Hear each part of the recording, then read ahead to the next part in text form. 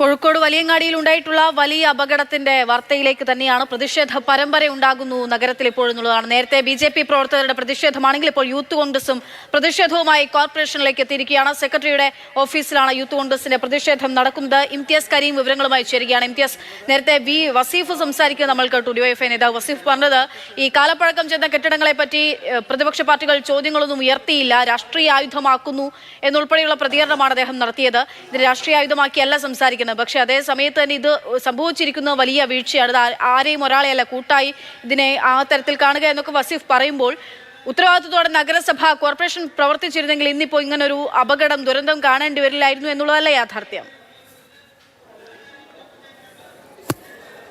അക്ഷയ, തീർച്ചയായിട്ടും വലിയങ്ങാടിയിലുണ്ടായ ഈ അപകടം 3 പേരുടെ മരണം അത് വലിയ രാഷ്ട്രീയ പ്രത്യാരോപണങ്ങൾക്ക് കൂടെ ഇപ്പോൾ വഴിവെക്കുകയാണ്. നേരത്തെ തന്നെ ഈ പ്രതിപക്ഷ കൗൺസിലർമാരൊക്കെ വന്നപ്പോൾ പറഞ്ഞത് കൗൺസിൽ യോഗത്തിലടക്കം ഈ കാലപ്പഴക്കം ചെന്ന കെട്ടിടങ്ങളെക്കുറിച്ചൊക്കെ ഞങ്ങൾ ഉന്നയിച്ചിരുന്നു, അതുമായി ബന്ധപ്പെട്ട് കോർപ്പറേഷൻ അധികാരികൾ നടപടിയെടുത്തില്ല എന്നായിരുന്നു പറഞ്ഞത്. എന്നാൽ ഇപ്പോൾ വസീഫ് അടക്കം ഇപ്പോൾ ബീച്ച് ആശുപത്രിയിൽ വന്ന് ഇതുമായി ബന്ധപ്പെട്ട സന്ദർശനം നടത്തി പുറത്തിറങ്ങുമ്പോൾ പറയുന്ന കാര്യം, പ്രതിപക്ഷ കൗൺസിലർമാരൊന്നും തന്നെ ഇതുമായി ബന്ധപ്പെട്ട് കാലപ്പഴക്കം ചെന്ന കെട്ടിടങ്ങളെക്കുറിച്ച് പരാതി പറഞ്ഞിട്ട് എന്ന ഒരു കാര്യമാണ് ഉന്നയിക്കുന്നത്.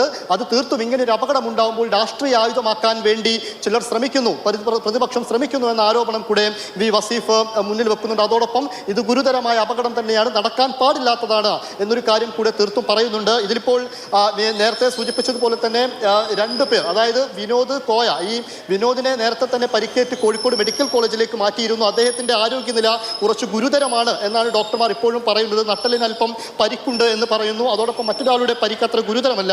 അയാളെയും ഈ ബീച്ച് ആശുപത്രിയിൽ നിന്ന് കോഴിക്കോട് മെഡിക്കൽ കോളേജ് ആശുപത്രിയിലേക്ക് മാറ്റിയിരുന്നു. എക്സ്റേ അടക്കമുള്ള കാര്യങ്ങൾ അദ്ദേഹം എടുക്കുകയും അദ്ദേഹത്തിന്റെ പരിക്ക് അത്ര ഗുരുതരമല്ല എന്ന കാര്യത്തിൽ ഒരു ആശ്വാസമുണ്ട്. നമുക്കറിയാം 7 പേരാണ് അപകട സമയത്ത് അവിടെ ഉണ്ടായിരുന്നത്. 2 പേർ ഓടി രക്ഷപ്പെട്ടത് കൊണ്ട് മാത്രം, അപകടമുണ്ടായ സ്ഥലത്ത് നിന്ന് 2 പേർ ഓടിയത് കൊണ്ട് മാത്രം രക്ഷപ്പെട്ടതാണ്. മറ്റ് 5 പേർ അപകടത്തിൽപ്പെട്ടു. 3 പേർ മരിച്ചു. ആദ്യത്തെ 2 പേർ ആശുപത്രിയിലേക്ക് എത്തുന്നതിന് മുൻപേ തന്നെ മരണപ്പെട്ടിരുന്നു. കോർപ്പറേഷനിൽ തർക്കം തുടരുകയാണ്. സെക്രട്ടറിയുടെ ഓഫീസിൽ നിന്നുള്ള ദൃശ്യങ്ങളാണ് നമ്മൾ കാണുന്നത്. യൂത്ത് കോൺഗ്രസ് പ്രവർത്തകർ അവിടെ കുത്തിയിരുന്ന് പ്രതിഷേധം തുടരുക തന്നെയാണ്. എഴുന്നേറ്റ് പോകാൻ അവർ തയ്യാറില്ല, പ്രതിഷേധം തുടരുന്നു. അപ്പുറത്ത് മേയറുടെ ചേംബറിൽ BJP പ്രവർത്തകരുണ്ട്. അങ്ങനെ പ്രതിഷേധ പരമ്പര തന്നെയാണ് ഇപ്പോൾ കോഴിക്കോട് നമ്മൾ കാണുന്നത്. നിലവിൽ LDF ആകെയുള്ള കോർപ്പറേഷനാണ്. സിസ്റ്റത്തിന്റെ വലിയ വീഴ്ച, നമ്മൾ നിരന്തരം ആരോഗ്യവകുപ്പിന്റെ വീഴ്ച ഒക്കെ പറഞ്ഞുകൊണ്ടിരിക്കുമ്പോഴാണ് മറ്റൊരു വലിയ വീഴ്ച ഇപ്പോൾ കോഴിക്കോട് സംഭവിച്ചിരിക്കുന്നത്. നഗരസഭയുടെ വീഴ്ചയാണ്. ഈ കാലപ്പഴക്കം ചെന്ന കെട്ടിടങ്ങൾക്ക് എന്തുകൊണ്ട് അൺഫിറ്റ് എന്നുള്ള സർട്ടിഫിക്കറ്റ് നൽകിയില്ല, വീണ്ടും പ്രവർത്തിക്കാൻ അനുമതി നൽകി? വലിയങ്ങാടിയും മിഠായിത്തെരുവും ഉൾപ്പെടെയുള്ള ഇടങ്ങളിലൊക്കെയും നേരത്തെ പാളയ മാർക്കറ്റിനെ പറ്റിയൊക്കെ വസീഫ് പറയുന്നുണ്ടായിരുന്നു. മാറ്റങ്ങളും വികസനങ്ങളും എന്ന രീതിയിൽ പുതിയ പ്രവർത്തനങ്ങളൊക്കെ നടപ്പിലാക്കുമ്പോൾ വലിയങ്ങാടിയിലുള്ള ഈ കെട്ടിടങ്ങളൊക്കെ, കാലപ്പഴക്കം ചെന്ന കെട്ടിടങ്ങൾ എങ്ങനെ പ്രവർത്തിക്കുന്നു എന്നുള്ളതാണ്, ആര് ലൈസൻസ് നൽകും എന്നുള്ളതാണ്. രാഹുൽ KV തുടരുന്നുണ്ട്. രാഹുൽ, അവിടെ ഇപ്പോൾ വലിയ തർക്കം തുടരുകയാണ്. പ്രവർത്തകർ പിന്തിരിഞ്ഞു പോകില്ല, സെക്രട്ടറിക്ക് വിശദീകരിക്കുന്ന എന്താണ് ചോദ്യോത്തരങ്ങളാണ് നടക്കുന്നത്. അവിടെ എന്താണ് സംഭവിക്കുന്നത്?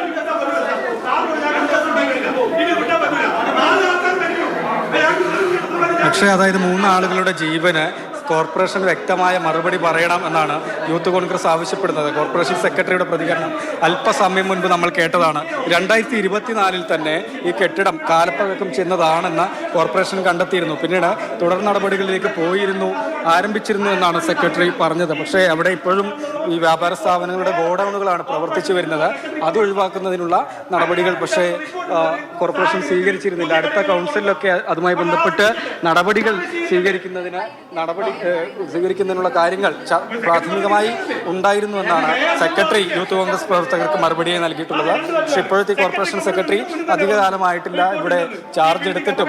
ഏതായാലും യൂത്ത് കോൺഗ്രസ് പ്രവർത്തകർ അദ്ദേഹത്തിനെ ഉപരോധിക്കുക തന്നെയാണ് ഈ ഒരു സമയത്തും ചെയ്യുന്നത്. ചേംബറിനകത്ത് യൂത്ത് കോൺഗ്രസ് പ്രവർത്തകർ ഉപരോധിക്കുന്നു, പുറത്തും ഈ സെക്രട്ടറിയുടെ ഓഫീസിലേക്ക് കയറി വരുന്ന സ്ഥലത്ത് യൂത്ത് കോൺഗ്രസ് പ്രവർത്തകർ കുത്തിയിരുന്നുള്ള മുദ്രാവാക്യവും മുഴക്കുന്നുണ്ട്. ഏതായാലും കോർപ്പറേഷൻ ഔദ്യോഗിക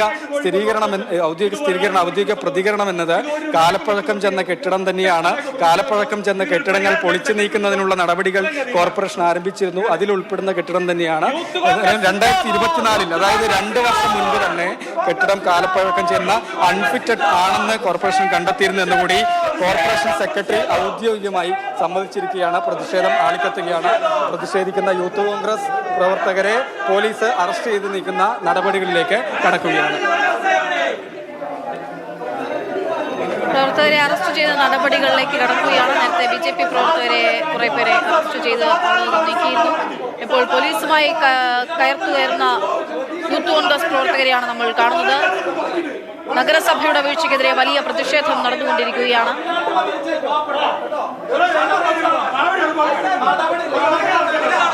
ജബ്ബാർ, അഷ്റഫ്, ബഷീർ എന്ന 3 ലോഡിംഗ് തൊഴിലാളികൾക്കാണ് ഈ കെട്ടിടം തകർന്നു വീണ ജീവൻ നഷ്ടമായിരിക്കുന്നത്.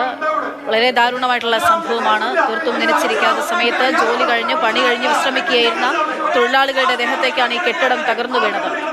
അത് തീർച്ചയായും അനാസ്ഥ കൊണ്ട് വീഴ്ച തന്നെയാണ്, നഗരസഭയുടെ വലിയ വീഴ്ച തന്നെയാണ്. ബാക്കി എല്ലായിടത്തും വലിയ മാറ്റങ്ങൾ ഉണ്ടാക്കി കൊണ്ടുവരുമ്പോൾ വലിയങ്ങാടി ഉൾപ്പെടെയുള്ള പ്രദേശങ്ങൾ അവിടെയൊക്കെയും കോർപ്പറേഷൻ പുതിയ ക്രമീകരണങ്ങളും ഒക്കെ ഏർപ്പെടുത്തുന്ന സമയത്ത് എന്തുകൊണ്ട് ഈ കെട്ടിടങ്ങളുടെ കാലപ്പഴക്കത്തെപ്പറ്റി, നിരവധി കാലപ്പഴക്കം ചെന്ന കെട്ടിടങ്ങളുള്ള ഇടമാണ്, എന്തുകൊണ്ട് അതിനെപ്പറ്റിയുള്ള ഒരു അന്വേഷണവും നടത്തിയില്ല? എന്തുകൊണ്ട് ഈ കാലപ്പഴക്കം ചെന്ന 50 വർഷം കഴിഞ്ഞു എന്ന് പറഞ്ഞാൽ അരനൂറ്റാണ്ട് കഴിഞ്ഞിട്ടുള്ള കെട്ടിടമാണ്. ആ കെട്ടിടത്തിന് അവിടെ പ്രവർത്തിക്കാൻ ആരനുമതി നൽകി? കോർപ്പറേഷൻ എന്തുകൊണ്ട് ഇക്കാര്യം അറിഞ്ഞില്ല? ഇപ്പോൾ ഇങ്ങനൊരു വിശദീകരണം നൽകുമ്പോൾ 3 പേരുടെ ജീവൻ നഷ്ടമാകേണ്ടുന്ന സാഹചര്യം വേണ്ടി വന്നു എന്നുള്ളതാണ്.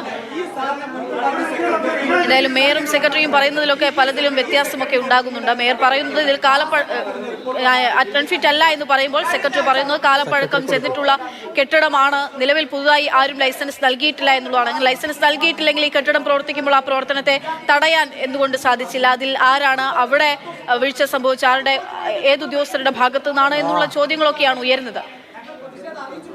സെക്രട്ടറിയുടെ ഓഫീസിനകത്ത് നിന്നുള്ള യൂത്ത് കോൺഗ്രസ് പ്രവർത്തകരുടെ പ്രതിഷേധത്തിന് ദൃശ്യങ്ങൾ കൂടിയാണ് നമ്മൾ കാണുന്നത്. യൂത്ത് കോൺഗ്രസ് അവരുടെ കൊടിയും എന്തിക്കൊണ്ടാണ് ഇപ്പോൾ സെക്രട്ടറിയുടെ ഓഫീസിൽ പ്രതിഷേധവുമായി എത്തിയിരിക്കുന്നത്. രാഹുൽ KV തുടരുന്നുണ്ട്. രാഹുൽ, കുറെ നേരമായി സംസാരിക്കുന്നുണ്ട് ഈ പ്രവർത്തകരോട് പോലീസ് ഉദ്യോഗസ്ഥർ. ഇനിയിപ്പോൾ ഇവരെയും ബലം പ്രയോഗിച്ച് നീക്കുന്ന അവസ്ഥയിലേക്ക് കാര്യങ്ങൾ എത്തുമോ?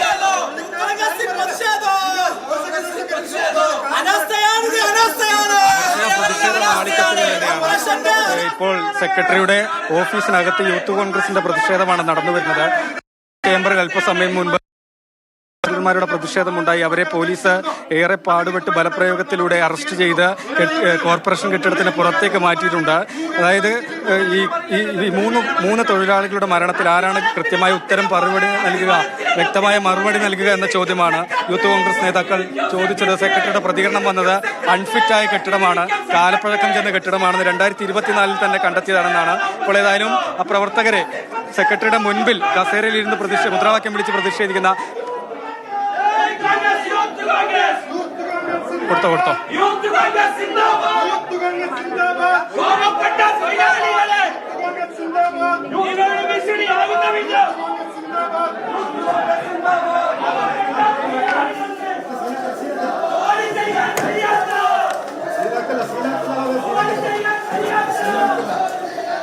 എല്ലാവരും പോയില്ലേ സീനാക്കല്ല.